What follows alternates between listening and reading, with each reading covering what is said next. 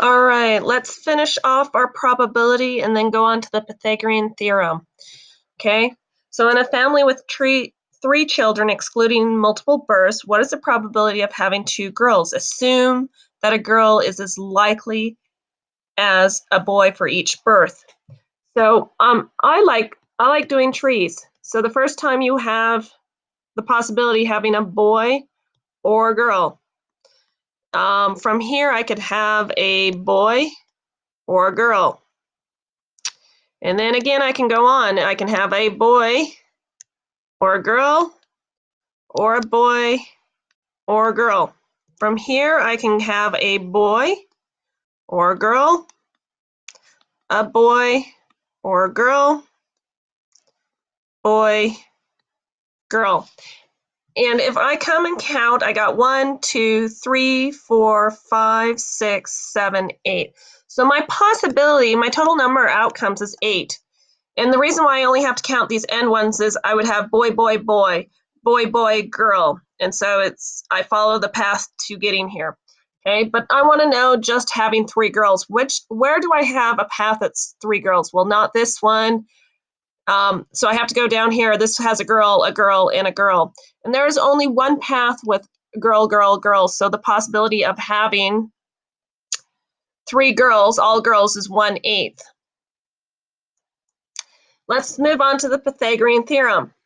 Pythagorean theorem deals with triangles, okay? Right triangles to be exact. And so the equation goes that you have a squared plus b squared equals c squared. Now the question is, does it matter what's a, b, or c? And the answer is yes and no. C always has to be the hypotenuse. And you know it's the hypotenuse because it's across from this little right angle or this little square in the corner of the angle. Okay, so C always has to be across from it. Do I care if I call this leg A and this leg B, or this one B and this end one A? No, those don't matter. You just have to pick. So I'm going to have to be able to solve a squared plus b squared equals c squared. So let's look at some examples.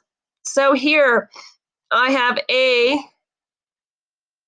4, and 5. So I'm going to start off with a squared plus b squared equals c squared. Okay, what's my a? Well, the a is my unknown, so I'm going to leave it as a squared. What's my b? That is 4. So that's plus 4 squared equals, what's my c? Well, c is 5. So it becomes 5 squared. So then I have a squared plus 16 equals 25 minus 16 minus 16. So a squared equals 9. All right, I can use the square root button on my calculator, or I might already know this. What times what equals 9? And the answer is 3. So my answer here will be 3. Okay, this is this is like the most common right triangle there is. And sorry, I didn't put that right triangle, is a 3, 4, 5 triangle. Okay, that's most used, most common, most well-known right triangle is a 3, 4, 5. What about this triangle? Okay, so again, let's make this there. So I'm going to start off with the equation a squared plus b squared equals c squared. Okay, what's a? I'm going to make 15a. What's b? I'm going to make 8b, and c, I don't know. So I'm going to have 15 squared plus 8 squared, and that's going to equal c squared. So I have 225 plus 64 equals c squared. So then I have 289 is equal to c squared. I square root both sides. There's a little button on your calculator that will allow you to do that. And I believe this means that's 17.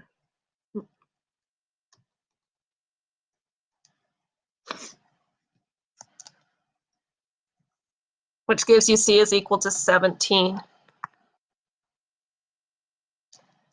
Let's look at another example.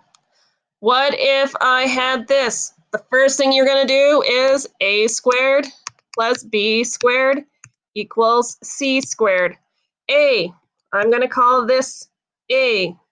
B, it's my unknown, and this is my c.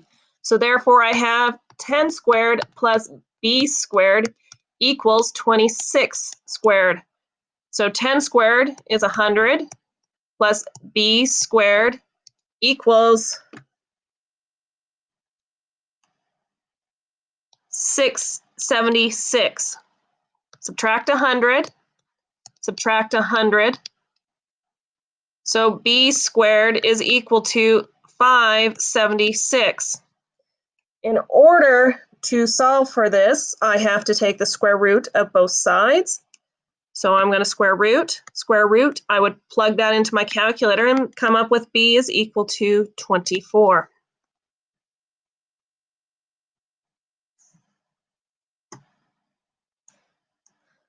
What about this one? Again, I will start off with the equation a squared plus b squared equals c squared. So my A, I'm going to call this A, I'm going to call this B, and C, across from this little baby square here, is our hypotenuse. C is always the hypotenuse, and you always know it's across from that little square there. Now I can plug in, so A is 6 squared plus 8 squared equals C squared.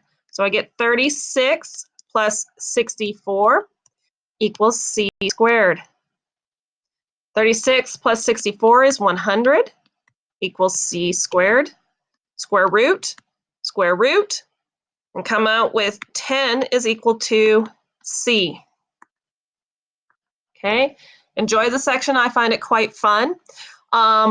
Note, with this section in 092, your numbers will be pretty numbers, so you will always have whole numbers. If you are getting a decimal, you have messed up somewhere, so go back and check.